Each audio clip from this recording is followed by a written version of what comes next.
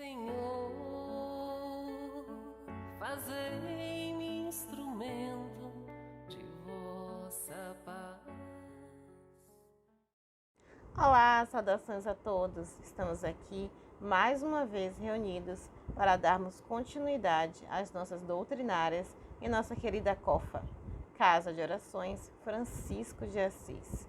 E que nesse momento possamos estar numa postura tranquila, confortáveis e possamos dedicar esse momento para nosso crescimento espiritual. Que possamos ter leituras em momentos reservados para o crescimento espiritual, para nos dedicarmos a entender mais sobre as mensagens do nosso Mestre Jesus.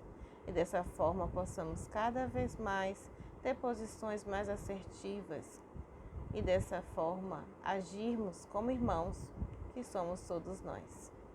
Que possamos vibrar pelo nosso planeta e pela nossa palestrante, Ciomara Oliveira, que irá proferir uma palestra com o tema Fora da Caridade, não há salvação. Seja muito bem-vinda, Ciomara. Olá, boa noite, que Jesus nos abençoe. É uma grande alegria estarmos aqui mais uma vez, na Casa de Orações Francisco de Assis. Agradeço desde já o convite que a mim foi feito através da Rose, dos demais colaboradores desta casa. O nosso tema de hoje é um tema que eu particularmente gosto bastante, que está contido no Evangelho segundo o Espiritismo, no capítulo 15º, intitulado Fora da Caridade, não há salvação. Kardec coloca esta verdade máxima como sendo um elemento fundamental para todos os espíritas, mas não só para os espíritas, para todos aqueles que se dizem cristãos. Então, Chico, em uma certa feita, disse, em uma frase: ainda bem que Kardec colocou que fora da caridade não há salvação. Porque se ele houvesse dito que fora do espiritismo não haveria salvação, ele teria ido por uma outra vertente. Uma vez que quando ele disse fora da caridade não há salvação, ele está dizendo para nós que fora do amor não há salvação. Então, por aí nós vamos começando a observar que a caridade é algo que está presente na nossa vida e que nesta máxima, fora da caridade não há salvação, como os espíritos, nos trazem lá no capítulo 15º do Evangelho, ele vai dizer assim: nesta máxima estão contidos os destinos dos homens, na terra e no céu. Na terra, porque à sombra desta bandeira eles viverão em paz. No céu, porque os que tiverem praticado acharão graça diante do Senhor. Eu sempre, quando vou assim falar a respeito da caridade, eu gosto de me recordar o que está escrito no Evangelho, lá nas cartas de Paulo, na carta de Paulo segundo aos Coríntios, no capítulo 12 e capítulo 13. Normalmente nós lemos o capítulo 13, que é aquela carta magnífica de Paulo, aquela poesia extraordinária, que diz: ainda que eu falasse a língua dos homens e dos anjos, se não tivesse caridade, nada disso me aproveitaria. Em algumas traduções da Bíblia, nós não vamos encontrar a palavra caridade, vamos encontrar a palavra amor, porque foi alterada, obviamente, com o passar dos anos, porque hoje se entende, principalmente no conceito religioso, que a palavra caridade é um sinônimo de amor, amor, caridade. Portanto, conforme os anos foram passando, as traduções foram sendo alteradas. Se nós pegarmos as Bíblias mais antigas, em versões mais antigas, traduções mais antigas, nós vamos encontrar lá a palavra caridade. Se pegarmos as mais recentes, nós vamos encontrar a palavra amor. Esta carta de Paulo, também aos Coríntios, está contida no Evangelho segundo o Espiritismo, também no capítulo 15, porém nos itens 6 e 7, quando Kardec coloca lá como um subtópico a necessidade da caridade segundo São Paulo. Mas nas cartas de Paulo, nós vamos encontrar lá nas cartas aos Coríntios, no capítulo 13, tá bom? Dos versículos, dos versículos 1 até o versículo 13. Mas antes de Paulo trazer esta carta, que é esta, assim, para mim é uma canção, é uma verdadeira melodia, uma poesia, esta carta de Paulo.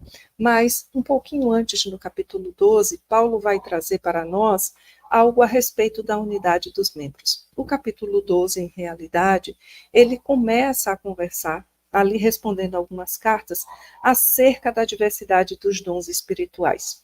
Porque Paulo era muito indagado, né? Assim, por que na minha igreja tem tal dom? Por que na igreja de fulano lá em Éfeso tem outro? Por que em Corinto tem um dom? Porque então ele era muito questionado, uma vez que ele foi responsável por fundar várias e várias igrejas, onde muitas e muitas pessoas o seguiam. Ele ia em determinada cidade, não tinha uma igreja, ele se reunia ali com algumas pessoas e fundava-se até na casa de alguém esta igreja para falar a respeito dos ensinamentos do Cristo.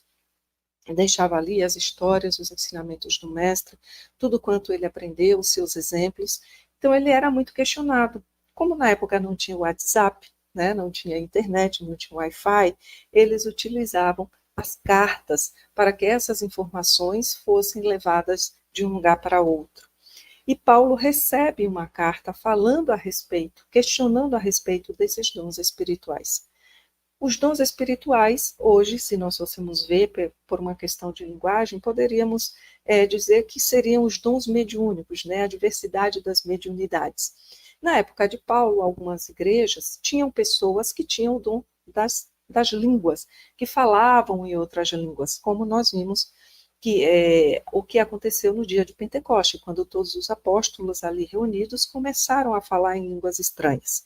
E quem estava ali entendia, compreendia o que eles falavam. Tinham igrejas que tinham o dom da cura, onde aqueles que participavam conseguiam operar milagres, conseguiam operar curas. Outras pessoas tinham o dom da profecia, outras tinham outros dons. E assim eram a diversidade dos dons. Imaginemos se hoje só tivesse um tipo de mediunidade, se as pessoas tivessem contato apenas com um tipo de mediunidade. Olha, a gente só tem a mediunidade da psicofonia. Não existe outra mediunidade que não a psicofonia. Mas, em realidade, existem vários tipos de mediunidade. A psicofonia é uma dessas variedades da mediunidade. Temos de psicografia, de cura, temos a dividência, temos a auditiva, uma série, né, de questões mediúnicas que nós vamos encontrar tão bem descritas lá no Livro dos Médiuns. Kardec enumera vários tipos de mediunidade para nós e vale a pena a leitura. Mas na época de Paulo era tido como dons, mas nem todos tinham os mesmos dons. E eles queriam que em determinadas igrejas tivesse aquele dom. Ah, na minha igreja tem que ter tal dom, na de fulano tem que ter tal dom. E eles questionam a Paulo. E Paulo vai responder. Né? Ele diz, olha, acerca dos dons espirituais, não quero, irmãos, que sejais ignorantes. Então ele começa falando isso para as pessoas. Vós bem sabeis que ereis gentios, levados aos ídolos mudos, conforme éreis guiados. Portanto, vos quero vos fazer compreender que ninguém que fala pelo Espírito de Deus, Jesus é anátema, e ninguém pode dizer que Jesus é o Senhor senão pelo Espírito Santo. Ora, há diversidade de dons, mas o Espírito é o mesmo. Há diversidade de dons, mas o Espírito é o mesmo. Há diversidade de ministérios, mas o Senhor é o mesmo. Se nós fôssemos traduzir, hoje nós poderíamos dizer, há uma diversidade de mediunidades, mas o Espírito é o mesmo. Aquele que sopra as verdades é o mesmo. No caso, Jesus. Né? Ele, através dos seus emissários, dos seus trabalhadores, é quem sopram essas verdades. Então, o Espírito é o mesmo. Há uma diversidade de casas espíritas, mas o Senhor destas casas é o mesmo. Há uma diversidade de operações, mas é o mesmo Deus que opera tudo em todos. Vejamos como Paulo foi sutil ao relatar, ao responder essas questões para esses companheiros. E aí ele vai relatando, né, que há uma diversidade de coisas, mas sempre o Senhor é o mesmo. Jesus é o mesmo. Em qualquer lugar onde nós iremos falar o seu nome, Jesus se apresenta da mesma forma. Ele é o único Senhor. Nós trabalhamos para o mesmo Deus, para o mesmo Senhor. Aí mais na frente, Paulo vai fazer uma comparação, que é a unidade dos membros do corpo, quando ele diz que nós temos vários membros. Temos cabeça, ombros, né, braços, mãos, cotovelos, pernas, pés, tórax, os nossos órgãos, enfim, temos diversas partes no nosso corpo. Mas, ainda que este corpo tenha várias partes, todas essas partes constituem um único corpo. Nós não teríamos como ser como somos se faltássemos nossas mãos, nossos braços, né? A gente sabe, obviamente, que pelas deformidades, algumas crianças nascem sem esses membros. Outras pessoas, em decorrência de algum acidente, também podem perder esses membros. Mas o natural é que nós vejamos um corpo composto como todos os outros, cabeça, né, tórax, membros superiores, inferiores. E mesmo tendo esta variedade, o corpo é um só. E ele traz esta unidade como sendo Jesus. Jesus é o grande corpo espiritual. Obviamente que não está escrito dessa forma aqui. Eu estou tentando simplificar para vocês. Mas quem quiser ler, está lá na carta de Paulo, a primeira carta de Paulo aos Coríntios, no capítulo 12 e 13, tá? E aí ele vai dizer o que seria da cabeça se não fossem os pés. O que seriam dos nossos pés se não fossem as nossas mãos? O que seriam das nossas mãos? O que seria das nossas mãos se não fossem, né, os nossos braços e antebraços? O que seriam dos nossos antebraços se não fosse o nosso tórax? O que seria do tórax se não fosse o nosso quadril? O que seria do quadril se não fosse as nossas pernas? O que seria do nosso rosto se não fosse o olho? Ou seja, tudo em nosso corpo depende um do outro. Cada parte existente do nosso corpo depende uma das outras para se viver em harmonia, para se tornar uma unidade. Portanto, dentro de uma igreja que era na época dele, e hoje podemos aqui considerar as casas espíritas, obviamente dentro do nosso conceito espírita, e hoje cada casa espírita faz parte, né, é uma parte deste corpo espiritual, representa um membro deste corpo maior que é Jesus.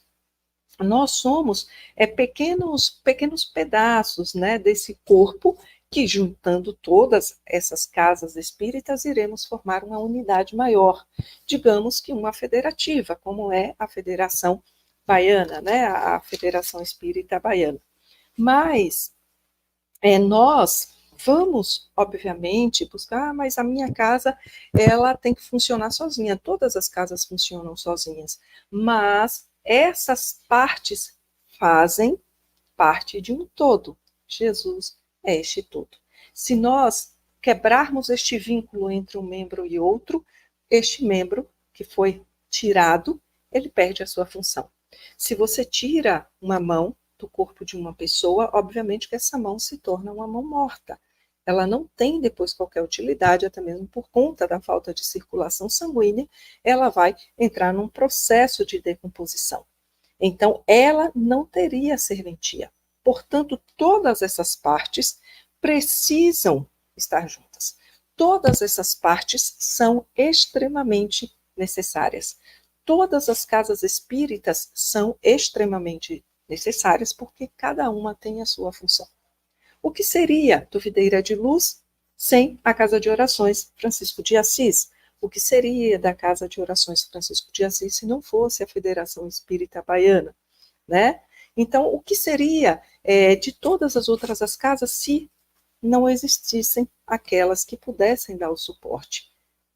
Todos nós precisamos uns dos outros. E ainda que não existissem as casas espíritas, o que seríamos nós sem os nossos companheiros de jornada? O que seria de mim se não tivesse o meu companheiro de jornada? Se não tivesse os meus filhos, os meus pais, meus amigos, os colegas de trabalho, as pessoas que andam comigo no dia a dia, os companheiros de trabalho da casa espírita? que seria de mim sendo um membro isolado, sendo um membro afastado? Então, Paulo traz esta comparação que é extraordinária da necessidade uns dos outros dentro do trabalho de Jesus. Ele faz com que a gente reflita neste processo de auxílio, neste processo de comunhão, de misericórdia e compaixão, aceitando cada um de nós de conformidade com aquilo que nós somos e temos para oferecer. Mas, dentre todas essas coisas que Paulo nos traz, algo me chama muita atenção, porque às vezes a gente acaba se passando despercebido e não vemos a correlação que tem na carta, né, da carta do capítulo 12, da passagem para o capítulo 13. Lá no fundo, lá no finalzinho, já no versículo 31, Paulo vai dizer assim, ó, no 29, no 30 e no 31. Porventura são todos apóstolos, são todos profetas, são todos doutores, são todos operadores de milagres, aquele se referia aos trabalhadores, né? Tem todos o dom de curar, falam todos diversas línguas, interpretam todos, e aquele vai fazer o que a gente pensa. Não, numa casa, dentro de uma casa espírita, dentro de qualquer centro, núcleo religioso, casa religiosa, teremos vários companheiros que trabalharão de forma diferente, que vão desempenhar papéis diferentes. Dentro do centro espírita, cada um vai ter o seu tipo de mediunidade, vai trabalhar com ela. Cada um tem a sua importância. Nem todos são palestrantes, né? Nem todos são evangelizadores, nem todos são expositores, nem todos trabalham com a mediúnica, enfim, nem todos exercem a mesma função, mas nem por isso deixará de ser menos importante.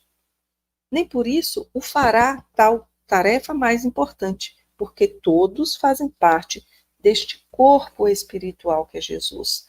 Os dedos precisam da mão, a mão precisa do antebraço, o antebraço do braço, né? Que precisa, obviamente, dos ombros, que precisa do tronco, que precisa do resto do corpo, para que nós consigamos manter o equilíbrio nesse corpo todo que torna quem nós somos. E ele segue dizendo assim, portanto, procurai com zelo melhores dons, e eu vos mostrarei um caminho ainda mais excelente.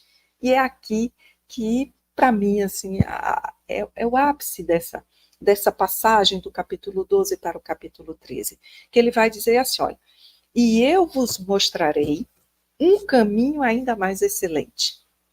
Além de todos esses dons que a gente pode ter, no caso, a mediunidade da psicofonia, da psicografia, da cura, da profecia, da clarividência, da audiência, de pictografia, de qualquer outra mediunidade, além de tudo isso, além de nós termos todos os membros do nosso corpo, ainda que nós fôssemos evangelizadores, palestrantes, trabalhássemos no atendimento fraterno, trabalhemos na mediúnica, Paulo diz aqui, e eu vou lhes mostrar um caminho ainda mais excelente.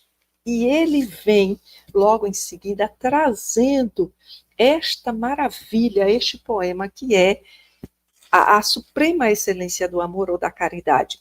Ainda que eu falasse a línguas dos anjos e dos homens, né? Se não tivesse caridade, seria como um metal que soa ou como um sino que tinha. Vejamos aqui o caminho de excelência que ele vem trazer. Além de todos os outros, além de todas as mediunidades, de todas as coisas que nós possamos exercer dentro da casa espírita, existe um caminho de maior excelência, um caminho mais sublime, um caminho superior, um caminho que todos nós consigamos, né, que a gente consiga trilhar, que é o caminho que ele traz aqui através da carta. E ainda que tivesse o dom de profecia e conhecesse e conhecesse todos os mistérios e da ciência, ainda que tivesse toda a fé, de maneira tal que transportasse as montanhas, se não tivesse caridade, nada seria. Então, do que adianta eu ter todo tipo de mediunidade? Do que adianta eu falar com os espíritos, ver os espíritos, ouvir os espíritos, escrever o que os espíritos me trazem. Do que adianta eu estar lidando, curando com os espíritos, se não tiver caridade? Do que isso aproveitaria? Do que valeria? Trabalhar, mas não ter o sentimento de amor, não ter o sentimento de caridade. Do que isso me aproveitaria? Eu poderia falar com os espíritos mais evoluídos. Eu poderia dizer que eu trago mensagens, psicofonias dos espíritos mais evoluídos que a gente conhece. Mas se eu não tiver caridade, se eu não tiver amor, do que isso valeria? Onde isso se aproveitaria? Vejamos como Paulo foi assim, um mestre, como ele foi extraordinário nessa ligação, nesta conceituação, nesta interpretação, nesta análise que ele faz a respeito dos dons espirituais para nos trazer a caridade como forma suprema de alcançarmos aí o reino dos céus. E ele vai dizer, ainda que eu distribuísse toda a minha fortuna para o sustento dos pobres, e ainda que entregasse o meu corpo para ser queimado e não tivesse amor, nada disso me aproveitaria. Se eu não tivesse caridade, nada disso me aproveitaria. Então, ainda que eu fosse a pessoa mais rica deste mundo, e eu falasse, não, eu quero distribuir tudo para os pobres. Eu vou dar como uma grande obra de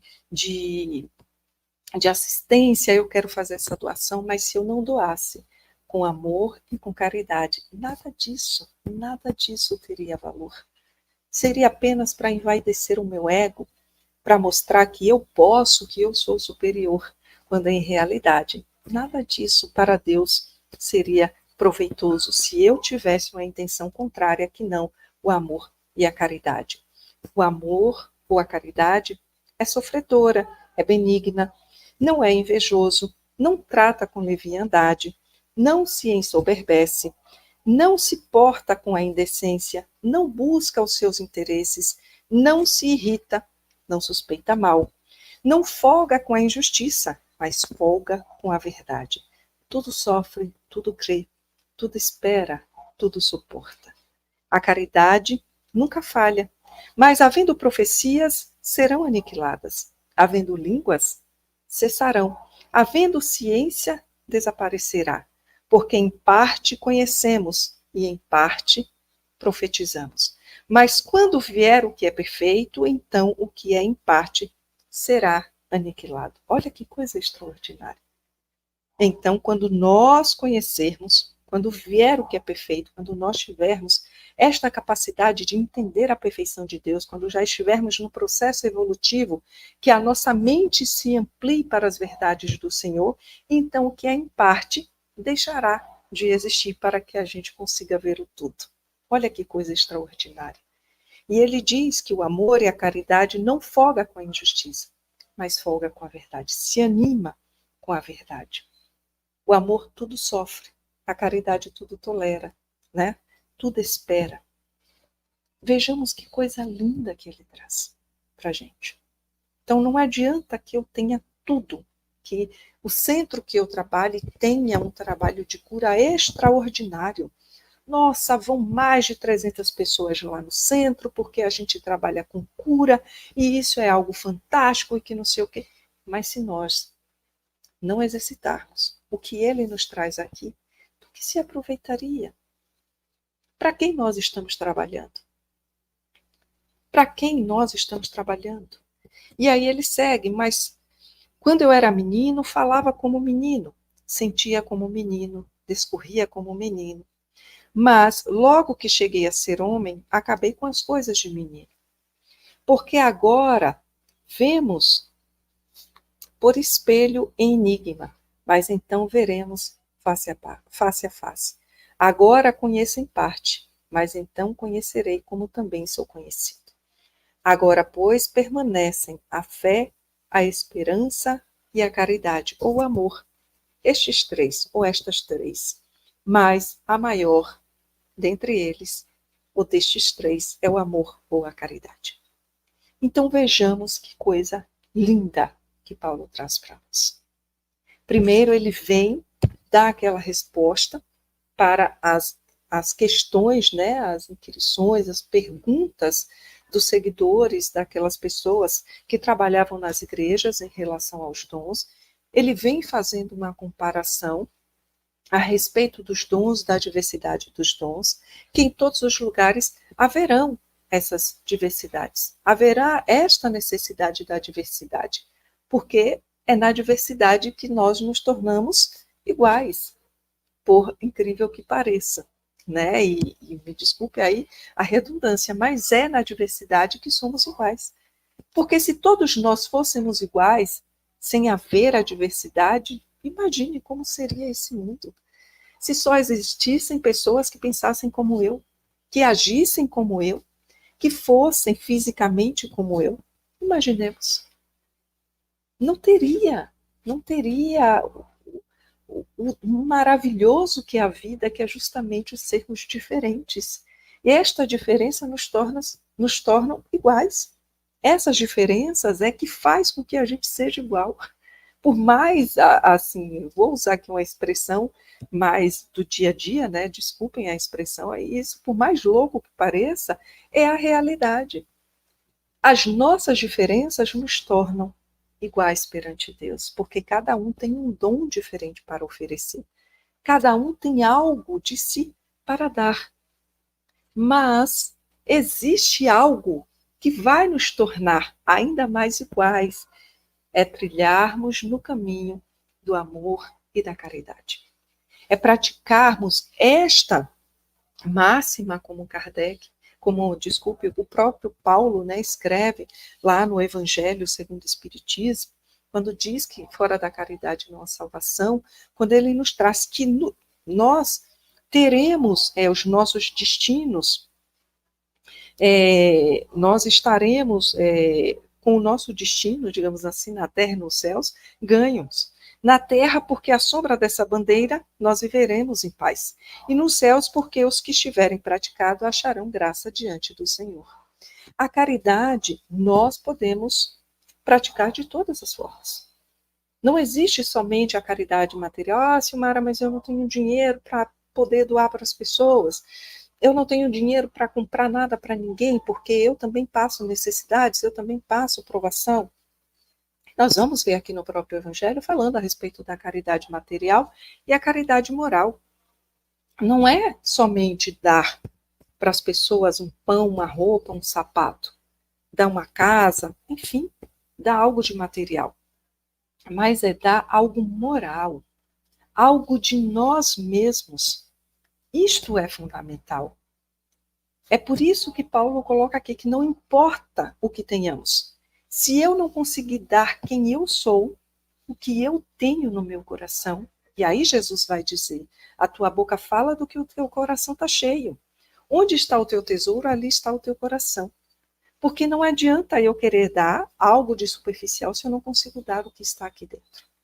Se a minha boca fala uma coisa, sendo que no meu coração é outra completamente diferente.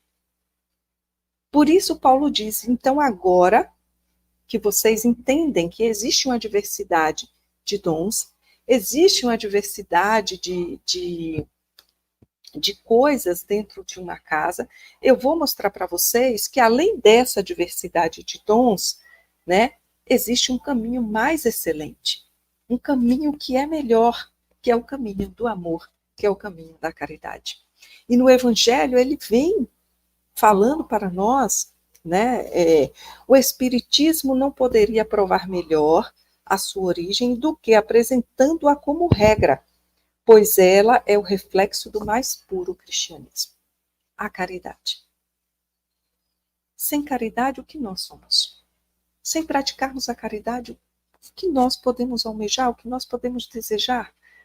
O que nós podemos entregar para o outro? Ah, mas eu dou uma vez por ano uma cesta básica.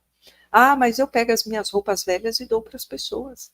E muitas vezes a gente recebe na casa espírita doações que, gente, por misericórdia, são roupas rasgadas, roupas desbotadas, né, com marca de cloro, são roupas que estão todas esticadas, que estão sem elástico. Então, que caridade é essa? Que você vai dar para o outro algo que a pessoa não tem condições de usar. E tem pessoas que ainda usam a desculpa, mas quem mora na rua vai usar, não tem direito a escolher. Como que a pessoa não tem direito a escolher? Tudo bem, ele está numa situação que aquilo que ele ganhar para ele é bem-vindo. Mas porque ele está numa situação de rua, você vai humilhá-lo ainda mais? De dar uma roupa rasgada? De dizer, meu irmão, você está na rua, toma aqui, ó, essa porcaria, porque, né? Já que eu não uso, não serve mais para nada mesmo, toma aqui. Que tipo de amor nós estamos tendo? Que tipo de caridade nós estamos praticando? Que tipo de misericórdia nós estamos tendo? Que tipo de compaixão é esse que a gente anda pregando? Mas eu vou dar aqui, a comida está estragada, mas para quem passa fome, e nós comeríamos uma comida estragada? Nós usaríamos uma roupa toda rasgada, desbotada de cloro, de que pôr? Nós usaríamos? Iríamos gostar se alguém nos desse uma roupa assim? Não, não uso mais, está toda rasgada, toma aí, ó. Vê aí para o que serve? Não. Então, o tipo de caridade que nós temos que fazer para o outro é a caridade que nós gostaríamos de receber se estivéssemos na mesma situação. É este tipo de caridade. Por isso que Paulo diz, não importa se você está dando todo o teu dinheiro, mas se você dá o teu dinheiro no sentido e com o objetivo de menosprezar o outro, de humilhar o outro, de querer se vangloriar porque você acha que está fazendo bem, não é caridade. É apenas um gesto. E nós já vamos ter a nossa recompensa aqui na terra mesmo. Não precisaremos ir tão longe. Na terra mesmo vamos ter a nossa recompensa. O aplauso das pessoas, os holofotes materiais. Mas o que nós precisamos mesmo são os holofotes celestiais. Os materiais são passageiros. De nada nos aproveita.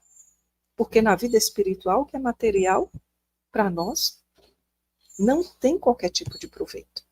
Por isso nós temos que ter o máximo de cuidado, o máximo de atenção naquilo que nós colocamos como sendo caridade. E ele segue, submetei todas as vossas ações ao controle da caridade. E a consciência vos responderá. Não só ela evitará que pratiqueis o mal, como também vos levará a praticar o bem. Vejamos aqui o que é que ele coloca. Já que não basta uma virtude negativa, é necessária uma virtude ativa. Olha que coisa extraordinária. Para fazer-se o bem, é preciso sempre a ação da vontade. Mas para não se praticar o mal, basta muitas vezes a inércia e a indiferença. Olha que coisa fantástica que ele coloca aqui para a gente. Não basta uma virtude negativa, é necessário uma virtude ativa. Aí nós vamos nos perguntar, nossa, mas existe virtude negativa? Não entendi. Porque virtude é virtude. E aqui, quando ele fala a respeito de uma virtude negativa, é aquilo que a gente diz, eu não faço mal para ninguém, mas eu também não faço bem. Então, em partes, seria uma virtude, mas não é uma virtude ativa. Ou seja, não é uma virtude de transformação moral. É apenas uma virtude negativa. Eu não estou fazendo mal, mas eu também não faço bem. Aí ele vem e complementa. A inércia do bem, por si só, já é um grande mal. A inércia do bem, por si só, já é um grande mal. Olha que coisa que a gente precisa pensar. Nós precisamos ler esse item 10 do Evangelho segundo o Espiritismo, do capítulo 15, todos os dias, para entender o sentido da caridade. Então, não basta, Silmar, eu não fazer o mal, já está começando bem. Já está indo por um bom caminho não fazer o mal. Mas não é o suficiente. É preciso termos vontade de fazermos mais. De praticarmos mais. De sermos mais. Esta é a virtude ativa. Quando nós, além de não fazermos o mal, buscamos fazer o bem. Porque para se fazer o bem, precisamos da vontade. Mas para não se fazer, o mal, como ele diz aqui, para não se praticar o mal, basta muitas vezes a inércia e a diferença. Não estou fazendo nada, não estou fazendo mal para ninguém. Então não estou fazendo nada. Então a minha inércia, não estou fazendo bem para ninguém, não estou fazendo mal. Mas não é suficiente. Então nós precisamos de uma virtude ativa. Fazei, pois, com que os vossos irmãos, ao vos observarem, possa dizer que o verdadeiro espírita e o verdadeiro cristão são uma só e a mesma coisa, visto que todos quanto praticam a caridade são discípulos de Jesus, seja qual for o culto a que pertença. Isso aqui fecha com chave de ouro. Não é necessário sermos espíritas para praticarmos a caridade. Ah, mas então você está dizendo que não adianta ser espírita? Adianta, porque o espiritismo é uma doutrina extraordinária. É uma doutrina de lucidez, que nos faz ter uma fé raciocinada. Não é uma fé racional, é raciocinada, uma fé pensada, sabe? Uma fé questionada, com eloquência, com clareza nas nossas ideias. O Espiritismo não nos impõe nada, não nos condena a nada. Ele apenas nos diz: olha, se você andar por esse caminho, as consequências são essas. Mas a escolha é tua. Se você quiser ir por este caminho, a escolha é tua. Você tem liberdade, você tem o seu livre-arbítrio. Portanto, ele nos esclarece. É uma doutrina esclarecedora, libertadora, que vem mostrar para a criatura o quanto nós somos filhos bem-amados de Deus, o quanto o Pai nos ama. E nos deu o maior exemplo, que é Jesus. A maior de todas as caridades, o maior de todos os seres, que vem nos ensinar a grandeza, a excelência do que é ser caridoso, do que é ser amoroso, do que é se fazer o bem para as pessoas. Portanto, utilizemos esta máxima no nosso dia a dia. Fora da caridade não há salvação. Fora do amor de Jesus não há salvação. Se somos espíritas, ótimo, estamos num excelente caminho. Mas se também não formos, ótimo, se o nosso objetivo é amar ao próximo como a nós mesmos. Se é fazer o bem sem olhar a quem. Se é respeitar, se é ser empático. Não importa o título que nós empenhemos, que nós levantemos. Sou espírita, sou de tal religião? Não. O que nós temos que levantar sempre é a bandeira do amor e da caridade. Muita paz para todos, que Jesus nos abençoe. Uma grande alegria estar aqui, agradecendo mais uma vez, a Casa de Orações Francisco de Assis, a todos pelo convite, pelo carinho, desejando votos de muita paz, uma excelente noite, que Jesus nos abençoe, nos ilumine e que sigamos sempre no caminho do amor e da caridade. Muita paz para todos. Queremos agradecer por essa maravilhosa palestra. Muito obrigada, Silmara, e a todos que nos acompanharam nesse momento.